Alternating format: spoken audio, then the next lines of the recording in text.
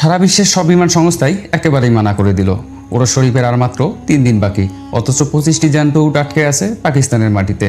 যখন সব আশা শেষ, ঠিক তখনই আটরশি পীর কেবলাজান হুজুর বললেন, পাহাড় পর্বত ডিঙিয়ে উট আসছে।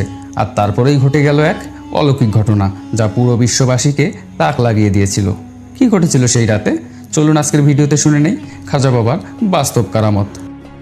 90 দশকের প্রথম দিক, সময়টা সম্ভবত 1993 সাল। বিশ্ব জাকের মঞ্জিলে তখন মহাপবিত্র বিশ্ব ওরস শরীফের প্রস্তুতি চলছে। আর এই ওরস শরীফ উপলক্ষে এক ঐতিহাসিক ঘটনার সাক্ষী হতে যাচ্ছিল পুরো দেশ। পাকিস্তান থেকে আনা হচ্ছিল সর্বশেষ এবং সবচেয়ে বড় উটের বহর। বিশ্বলি হজরত শাহ সুফি খাজা বাবা ফরিদপুরি কুদ্দুস সিরুল আজিজ সাহেবের পাকিস্তানি মুরিদগণ এই বিশাল খেদমতের আঞ্জাম দিয়েছিলেন, যার নেতৃত্বে ছিলেন করাচির বিশিষ্ট ব্যবসায়ী তরুণ জাকের আসলাম ভাই। এদিকে বাংলাদেশ থেকে একেবারে শেষ মুহূর্তে পাকিস্তান ছুটে গেলেন 3 জাকের ভাই। বাংলাদেশ বেতারের একেএম আমজাদ হোসেন, চট্টগ্রামের নজরুল ইসলাম আকন্দ ওরফে শিবলি ভাইজান, আর ঢাকা তেজগাঁওয়ের কাউসার আহমেদ। পাকিস্তানের এক প্রদেশ থেকে আরেক প্রদেশ, এক জেলা থেকে আরেক জেলায় তারা চষে বেড়ালেন টানা 10টি দিন। বিভিন্ন স্থান ঘুরে ঘুরে অবশেষে তারা বিশ্ব জাকের মঞ্জিলের ওরস শরীফের খেদমতের জন্য কিনে ফেললেন খুবই সুন্দর মোটা তাজা দেখে 25টি উট এবং 40টি দুম্বা ও খাসি। কেনাকাটা তো শেষ, কিন্তু ঠিক তখনই দেখা দিল এক জটিল সমস্যা। মহাপবিত্র বিশ্ব ওরস শরীফের আর মাত্র 1 সপ্তাহ বাকি, অথচ পশুগুলো বাংলাদেশে আনার কোনো পরিবহন ব্যবস্থাই করা যাচ্ছে না। এত অল্প সময়ে সমুদ্রপথে আনার তো কোনো প্রশ্নই ওঠে না, আর আকাশপথেও কোনো বিমান রাজি হচ্ছে না। পরিস্থিতি বেগতিক দেখে কাউসার ভাইকে পাকিস্তানে রেখে আমজাদ ভাইজান ও শিবলি ভাইজান দেশে ফিরে এলেন। করাচি বিমানবন্দরে উট আর দুম্বাগুলোর দেখাশোনা করতে করতে চরম উদ্বেগ আর উৎকণ্ঠার মধ্যে দিন কাটাতে লাগলেন একা কাউসার ভাই। শুধু পাকিস্তানেই নয়, আমরা যারা বাংলাদেশে বসে উটের প্রতীক্ষায় দিন গুনছিলাম, আমাদের মনের মধ্যেও তখন উৎকণ্ঠার শেষ নেই। ওরস শরীফের আর মাত্র 3 দিন বাকি, অথচ উটগুলো এখনও পড়ে আছে পাকিস্তানে। উপায় না দেখে সর্বশেষ পরিস্থিতি জানাতে এবং পীর কেবলাজান হুজুরের মদত ও দোয়া চাইতে একজনকে পাঠানো হলো আটরশিতে। হজরত কেবলাজান হুজুর সব শুনলেন, অতঃপর অত্যন্ত জোশের সাথে অভয় দিয়ে বললেন, পাহাড় পর্বত ডিঙিয়ে উট আসছে, চিন্তার কোনো কারণই নাই, যান ঢাকায় গিয়ে প্রস্তুতি নেন।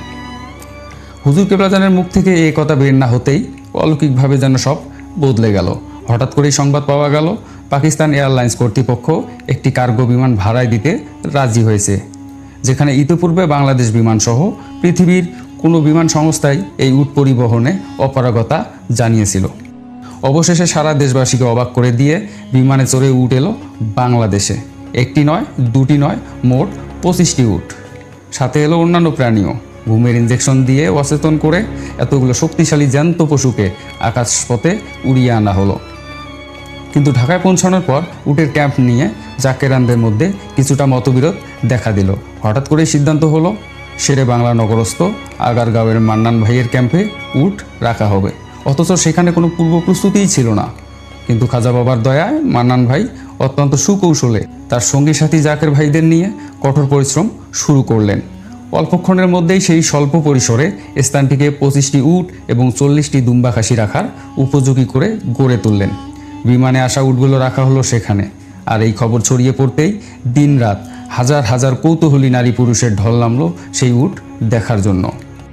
এরপর শুরু হলো মূল আকর্ষণ। এই বিশাল উটের কাফেলাকে পুরো ঢাকা শহর ঘুরিয়ে 2 ভাগে বিভক্ত করে আটরশির পথে যাত্রা শুরু করা হলো। একদল রওনা হলো আরিচা হয়ে, আর অন্য দল মাওয়া হয়ে। টানা 1 দিন এবং 1 রাত পথ চলল এই ঐতিহাসিক কাফেলা। পথে পথে হাজার কৌতূহলী মানুষের ভিড় আর কাফেলাকে স্বাগত জানানোর সেই অভূতপূর্ব দৃশ্য, যা আজও প্রতিটি জাকেরানের মনে চিরজাগরুক হয়ে আছে।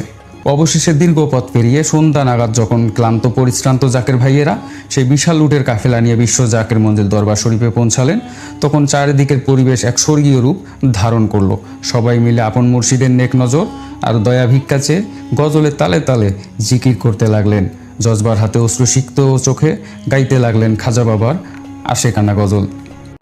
আজব দর্শন টেলিভিশন দেখবি যদি আয় রে আয়, আজব দর্শন টেলিভিশন দেখবি যদি আয় রে আয়।